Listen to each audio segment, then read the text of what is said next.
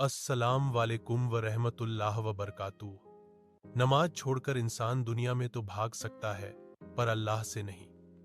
अगर आज रात तुम्हारी आखिरी रात हो, तुम फोन स्क्रॉल करोगे या नमाज पढ़ोगे? हम सबको मालूम है जवाब क्या है, बस दिल मानता नहीं। एक लड़का था बिल्कुल हमारी तरह, हमेशा कहता था, मैं कल से नमाज शुरू करूंगा, पक्का कल। कल आया, फिर कल, फिर हफ्ते, फिर महीने, नमाज टलती रही। एक रात वह घर लौट रहा था, अचानक तेज ट्रक आया, जोर का टकराव, लोग चिल्लाए, एम्बुलेंस, हॉस्पिटल। ऑपरेशन थिएटर के बाहर उसकी मां दौड़ती हुई आई।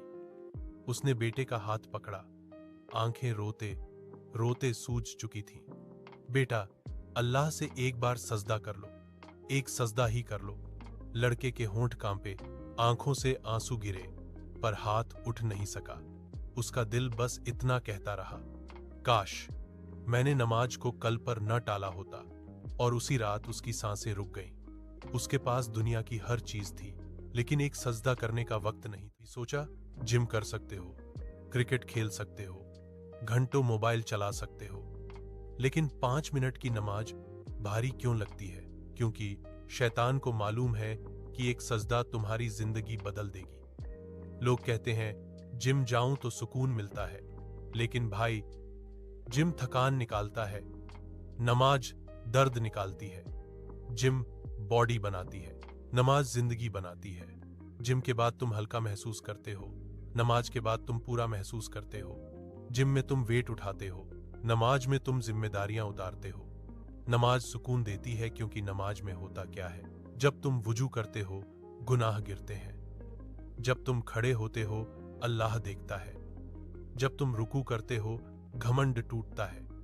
जब तुम सजदा करते हो, दिल पिघलता है, और वहीं सुकून मिलता रसूलुल्लाह सल्लल्लाहु अलैहि वसल्लम ने फरमाया, एक सजदा ऐसा होता है जो तुम्हें जहन्नम से बचा सकता है। जब तुम थके हो, क्या तुमने सजदा ट्राई किया? क्या तुमने अल्लाह से रोकर बात की है? आखिरी बार कब तुम नमाज में टूटकर रोए थे? लोग, शैतान तुम्हें गुनाह करने से पहले नहीं रोकता, वो तुम्हें नमाज और तौबा से रोकता है। नमाज बोझ नहीं है, नमाज सुकून है। जब सब तुम्हें छोड़ देते हैं, तुम्हारी नमाज तुम्हें थाम लेती है। नमाज सिर्फ फर्ज नहीं, ये दिल का इलाज है। दुनिया कहती है थक कर सो जाओ, अल्लाह कहता है थक कर मेरे सामने सजदा कर लो। वो कल जो तुम अपनी नमाज के लिए ढूंढ रहे हो, वो कभी नहीं आएगा। नमाज आज से शुरू करो, 1% सही, पर रोजाना। यही अल्लाह को पसंद है। कभी ऐसा भी होता है, फजर की अजान हो जाती है, अलार्म बजता है, और तुम सोचते हो, अरे जमात तो निकल गई, अब क्या फायदा, और तुम वापस सो जाते हो। भाई, जमात छूटना अफसोस है, लेकिन नमाज छोड़ देना तबाही है। रसूलुल्लाह सल्लल्लाहु अलैहि वसल्लम ने फरमाया, जो जानबूझकर नमाज छोड़ देता है, उसका इस्लाम से कोई ताल्लुक नहीं रहता। सोचो, कल कब्र में या मीजान के सामने अल्लाह तुमसे पूछेगा, क्यों नहीं पढ़ी नमाज? क्या तुम ये कहोगे, या अल्लाह जमात छूट गई थी? नमाज अल्लाह के सामने खड़े होने का नाम है, न कि लोगों के साथ खड़े होने की शर्त। जमात मिल जाए तो ये नेमत है, न मिले